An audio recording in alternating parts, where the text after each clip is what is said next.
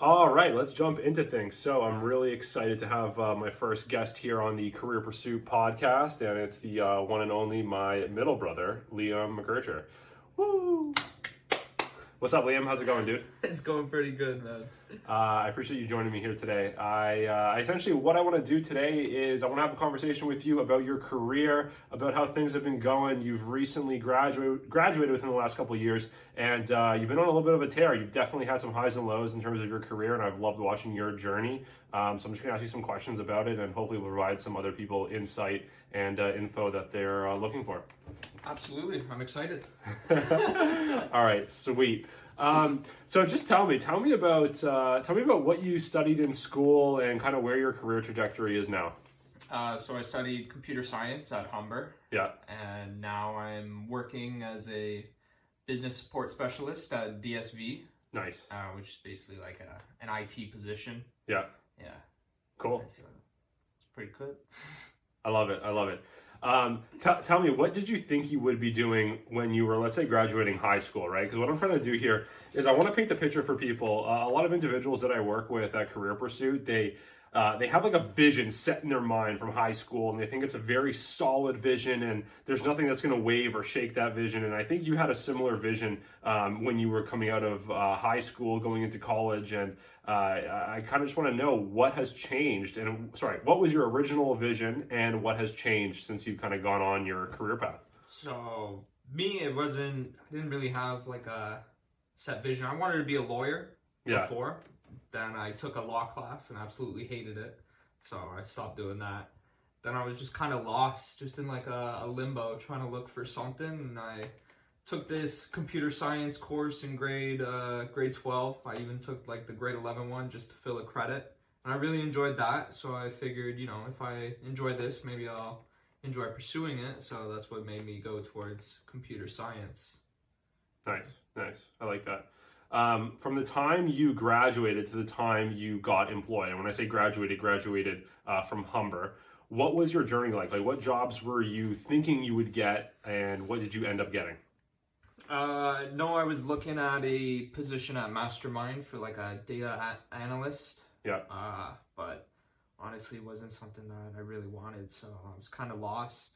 But then I kind of looked and I was like, you know what, shit, like I enjoy helping my friends with their computers. I enjoy building computers myself. I was like, so why not go down the field of IT? And it was great because I had someone who knew someone who was looking for an IT position, but I had no certifications or anything, so I just kind of winged it.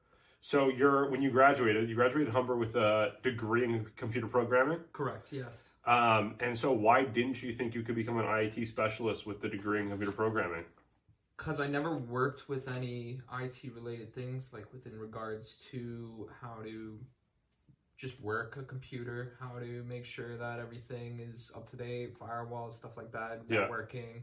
Had no prior knowledge of that, so I didn't think I'd fit in this at all. Gotcha. So graduate in computer programming, got a job as an IT specialist with absolutely zero IT knowledge, zero IT experience, zero IT anything really. Like on paper, yeah, like nothing certified, but I was messing around with my own stuff in my friends' computers, so I figured, if I can do this is a great place to start, and then I can just kind of go my own way.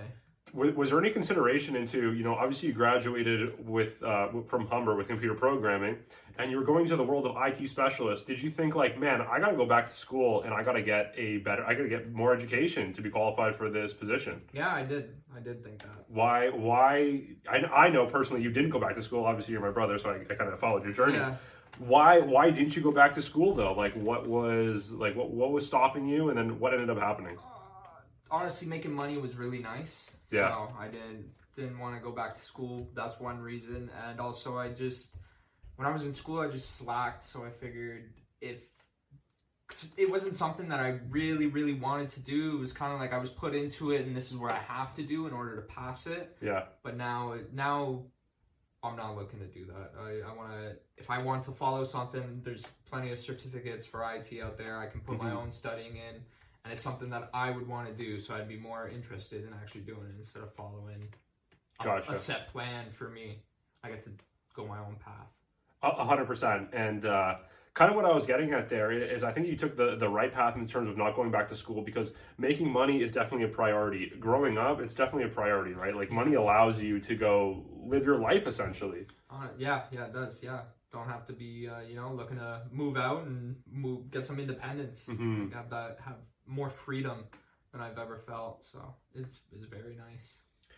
Yeah, I feel like when you're making your own money, it allows you to grow into the person that you haven't become yet. Because all those years before you making your own money, you're living under mom and dad's roof, under their exact rules, how they want to live. And like, you really don't have any, flexibility to go do the things that you want to do. Yeah, that is true. Yes. So you got a job as an IT specialist. How did you get this job? Like, because I know you said you studied computer programming. You were worried you weren't qualified for IT specialist, but here you were successfully obtaining the job of IT specialist. What did you do to get that job? So I had a family friend. Yeah. And they were able to get me an interview set up with one of their IT personnel at DSV. Mm-hmm. And so they got me set up with them, and then I was able to talk with them, and they set me up with this position that was open at this other at one of DSV's locations, and I was able to get an interview there. Absolutely. So I heard family friend there. So obviously you've taken two routes before. You've tried to apply for jobs just online, easy apply, LinkedIn, Indeed, all that stuff. And then you went the other route of using your network, the family friend that hooked you up. Tell me about the difference of challenges you faced when you were applying for jobs on LinkedIn, Indeed, online, versus trying to use your network and just kind of asking the people you know if they know anything available. So what I noticed is like LinkedIn, Indeed, all those sites, trying to go in it solo. Mm-hmm. It's like, I'm a stranger, I'm the one in a million. You're just another fish in the sea, kind of. No one knows you. Mm-hmm. But then when you have someone who can put in a good word for you and they know you, there's already an extra step in relationship, I feel like, there. So it was much easier to actually get this interview set up when going through the family friend and using my networking. 100%. And it's funny that you say family friend, right? A lot of individuals that I career coach and I talk to, they say like, I have zero network. Mm-hmm. And I'm like, you're having a conversation with me. Like I'm plus one in your network. Like, tell me about you don't have to get into details with the family friend, but like, did you ever expect this individual would be able to help you get a job? Like, how did it come about? How did you formally ask, oh, can you hook me up with a job at DSV, or can you make an introduction? Like, how did you make that introduction? How did that happen for you?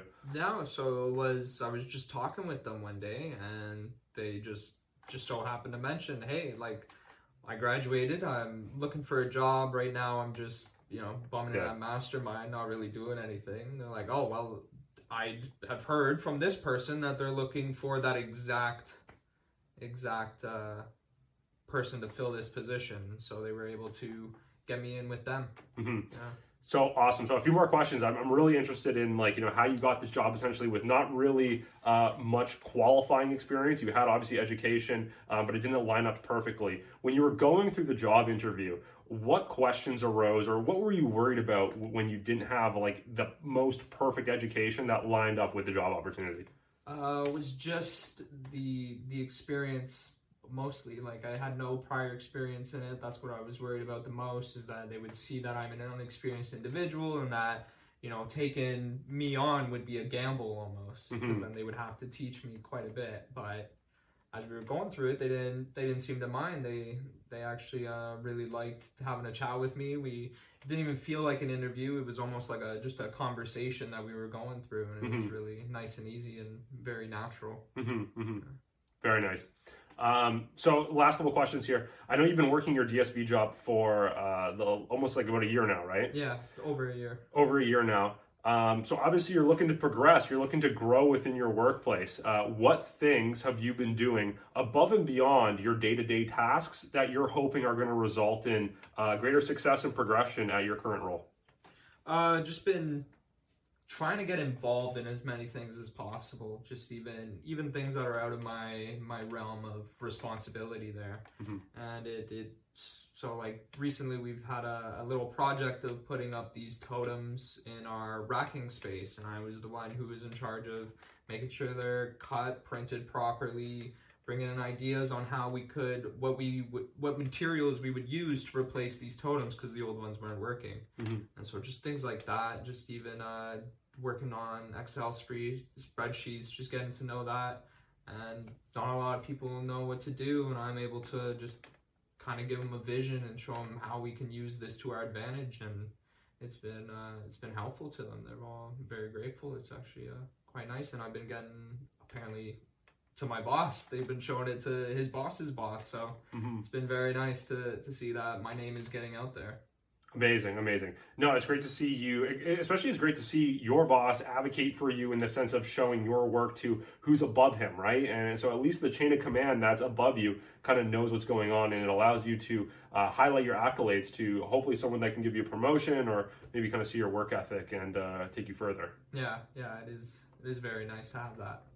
All right, sweet, dude. I think this wraps it up. This was a quick one. I really appreciate you being on here. I think this is going to give other individuals insight into what their career journey can go or can be like. And, I think the resounding theme from this conversation with you was you don't need 100% transferable education to get the job you want. When I career coach a lot of people, and obviously, from me doing this, a lot of individuals, they think they need the most perfect education before they get the career that they want. But I think you're living proof that that's not the case. No, I don't think you need that at all. There are some transferable skills that do come into play, but having the set in stone exact whatever it says on the job application that you're applying for, I don't think you need that. I think you just need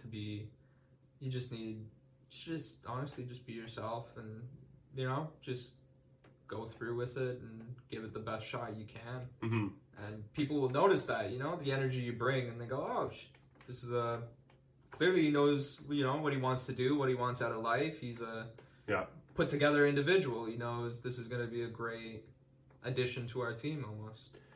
And just because I know you so well, obviously you're my bro, you carry a very positive attitude and a willingness to learn. And I think just those two things, showing up with a positive attitude and a willingness to learn, can honestly take you to the top. I think it can too. I feel like that is the way to go. All right, bro, this has been awesome. We'll end on that. And cheers, man. Have a good one. Thank you. You as well.